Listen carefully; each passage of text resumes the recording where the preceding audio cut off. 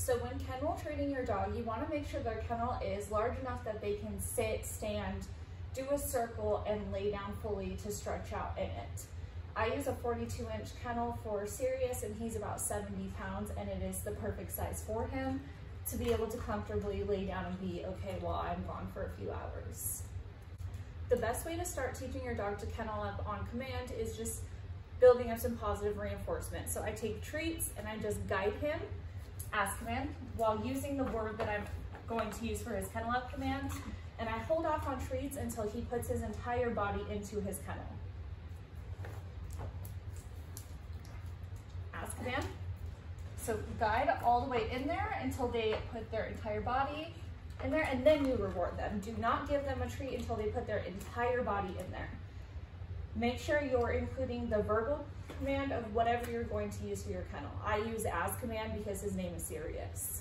You really want to build up kennel training with a positive reinforcement. You don't want a kennel to ever be something you use as a punishment or as a negative space. You want their kennels to always be something that they view as a positive place or somewhere safe they can go if they get scared by something or they want somewhere by themselves. Sirius, Azkaban. And then when you want them to come out, you're going to introduce a release word. I use free, and how I do that is just taking the treat and free, guiding him out with the treat and saying the verbal cue of his release. Azkaban. So I just take the treat, physically guide him out while I say the release word, free, and reward him as he comes out.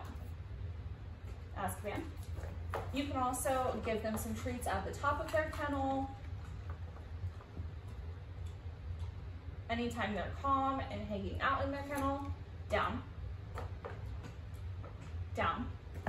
You can have them sit, lay down, different things just to be comfortable in there. Azkaban. Now you have to remember when you are kennel training a puppy that they are going to cry a lot. Puppies cry. You have to let them cry it out. Anytime you release a dog out of a kennel as they are crying, you are rewarding the behavior. So they are just going to cry every time they're in there because they think they're going to get their way. A way that you can positively introduce closing a kennel door and walking away is just asking them to kennel up. Don't make a big deal out of it. Don't baby talk. Don't do anything that's going to make them anticipate you leaving them. So I ask him to kennel up and I give him a few treats. And I practice just walking away. Anytime he is in there calmly, not crying, not trying to get the door open, I will walk up and give him a treat. So see how he's just calmly standing here? I walk up and give him a treat and I walk away again. You want them to know that calmness is a reward. The more you work with them on calm state of mind equals rewards in that kennel, the better they're going to do. You can practice just walking around your room and doing different things while they're in the kennel, and just don't give them any attention if they are crying or doing anything negative in the kennel. You only want a reward for calm behavior. So once they are calm and they're not trying to get out, they're not making a fuss, you come let them out, but don't let them come out until you release them. Free. Good job. You want to practice kennel training a lot with your dog from different distances. So I always start off a few steps away and ask him to kennel up. That's why you want to incorporate the verbal command as you were teaching it so that you can start to do it from a little bit of a further distance. Azkaban. Good job. And just reward them every time they go in there. Free. Good. Azkaban. Down. Wait.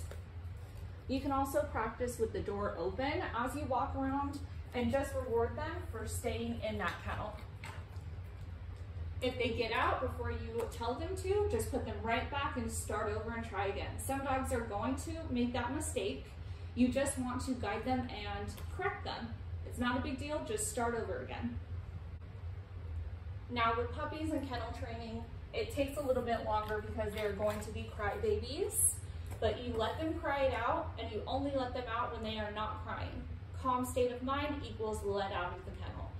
It's really good to practice kenneling up a few times a day just to help your dog get accustomed to it. You don't want them to view it as a bad place. You could always feed them their meals in there. You could give them bones or Kongs or anything to entertain them in there.